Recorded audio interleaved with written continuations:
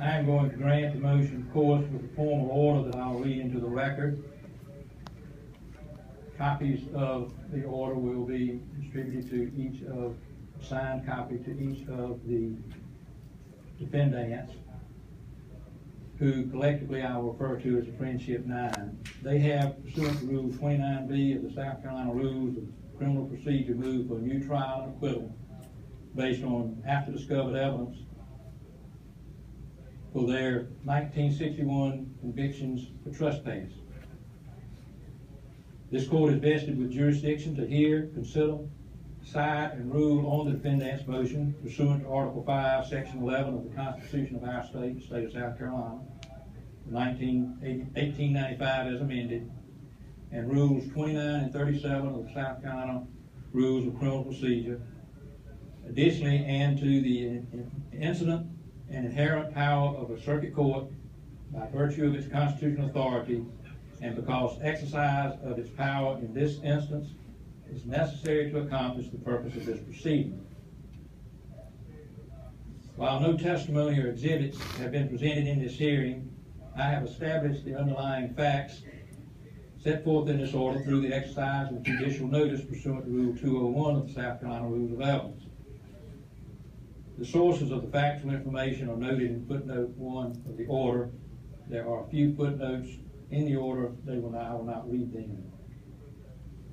On the morning of January 9, 1961, a group of 18 young African-American civil rights demonstrators, 13 men and 5 women, most of whom were students at Friendship College, a college located in the city limits of Rock Hill, South Carolina, converged on McCrory's 5, 10, and 25-cent variety store in downtown Rock Hill.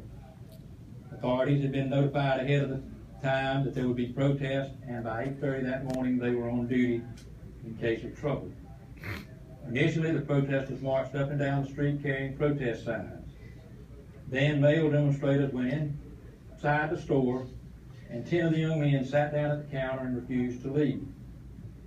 At around 11:30 a.m., the 10 young men sitting at McCrory's lunch counter were arrested and taken to the city jail just some 100 yards behind McCrory's store. The following day, the protesters were tried in the Rock Hill City Recorder's Court for trespassing. The protesters were represented by Chief Justice Ernest A. Finney, who now again represents the Friendship Nine, and who was our state's first African-American Supreme Court Chief Justice, and the late Matthew J. Perry, who became a United States District Court judge and for whom the federal courthouse in Columbia is named.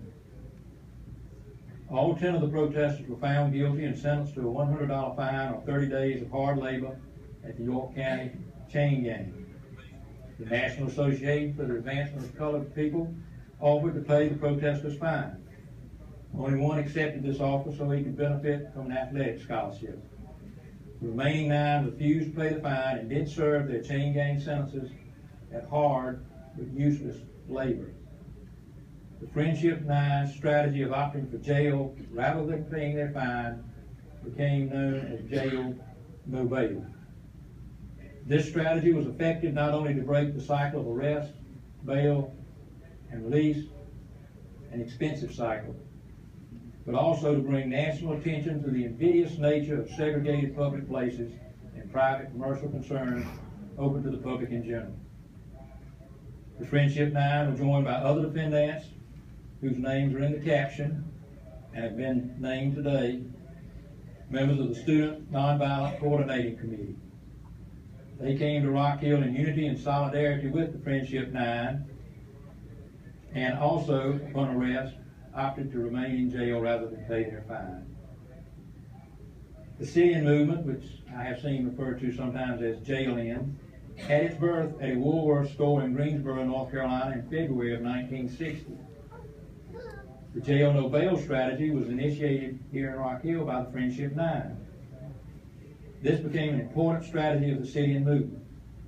The arrest of the Friendship Nine to their sit-in at McCrory's was not unique to them or to the city of Rock Hill, as evidenced by the arrest of over 3,000 protesters, sit-in participants, out of over 70,000 who participated by August of 1961.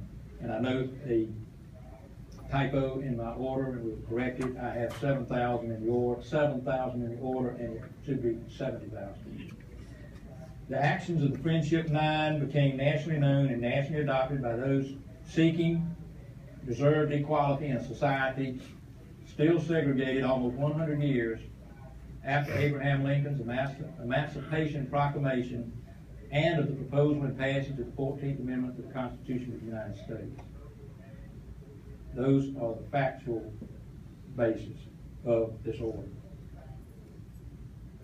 In April of 1963, Martin Luther King Jr. wrote one of the most compelling treatises in the form of a letter to 8 white religious leaders who had declared the use of nonviolent protests to be, quote, unwise and untimely.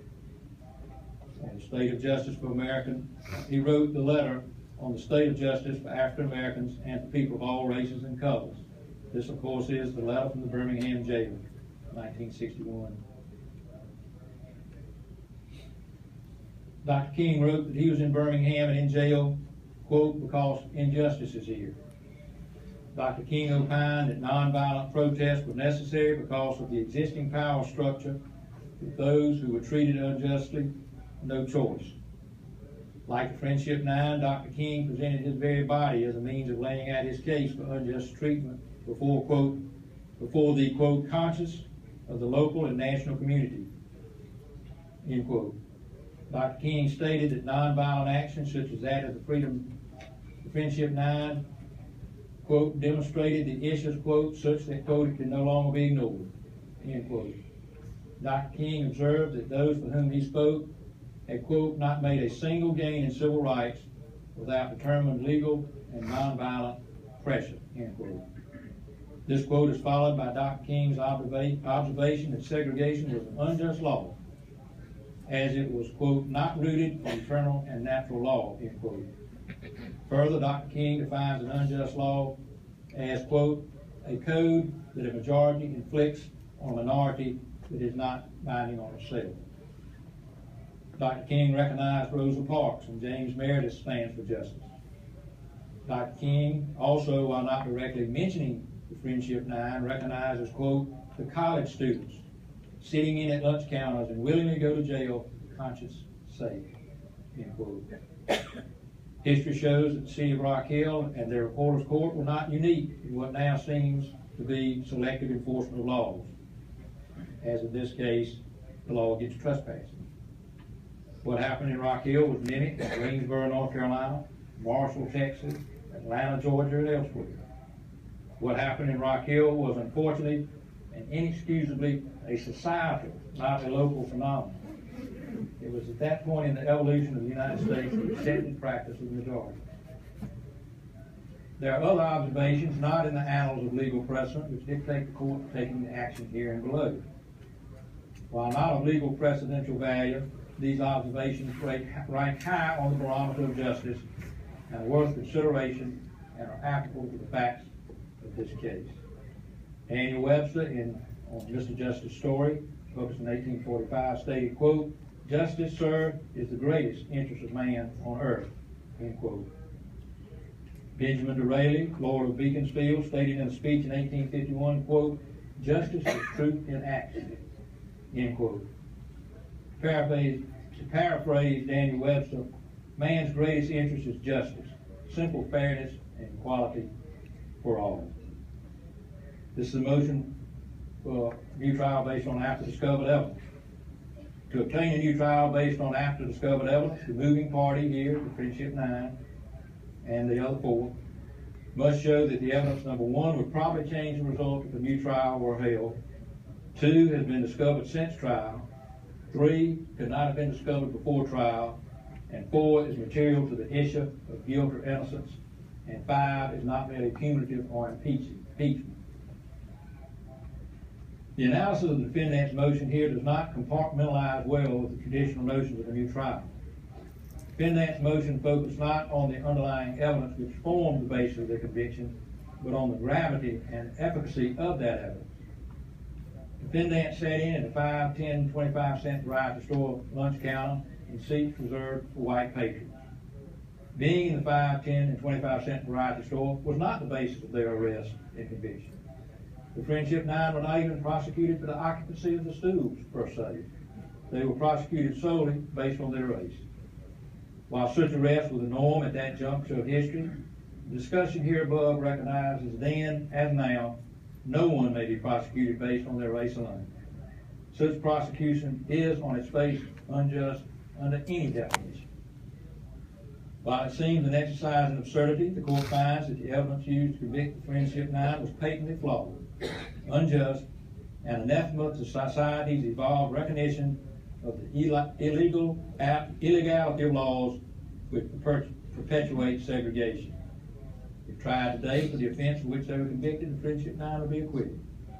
While society tolerated the enactment of and enforcement of segregation laws in 1961, such now are recognized as repugnant to society's moral code and to the core principles of justice, fairness, and equality. The flawed and unconstitutional evidence upon which the Friendship Nine conviction was based is material to the issue of their conviction. The new evidence, which could be referred to as actually the recognition of the absence of evidence at defendant's trial, is not cumulative, nor is it impeaching. The new evidence knocks the underpinning of their convictions completely away, and therefore the convictions are not bottomed on any evidence. In conclusion, now is the time envisioned by Dr. King when he recognized and acknowledged that those who, like the Friendship Nine, sat down at lunch counters were in reality standing up for the best in America's dream and our most sacred values. We cannot rewrite history, but we can write history. Now, as to the Friendship Nine, is the time and opportunity to do so. Now is the time to recognize that justice is not temporal, but is the same yesterday, today, and tomorrow. I therefore order that the defendant's motion for a new trial based on after-discovered evidence is granted. The defendant's convictions for trespassing in January of 1961 are vacated, null, void, and set aside. The record reflects no competent evidence supporting the charge of trespassing after these defendants, so the charge is based on the arrest of the defendants at McCrory's 5, 10, and 25-cent variety store in downtown Rock Hill for trespassing are vacated and dismissed with prejudice. As I said earlier, each of the defendants will receive a copy of this order. A copy will be filed in the docket book for this court, and this is Mr. Hamilton, our clerk of court, and in our general sessions in the office of clerk of court in the general sessions division. Today is January 28th, and I am now signing the order, and that is done. Now,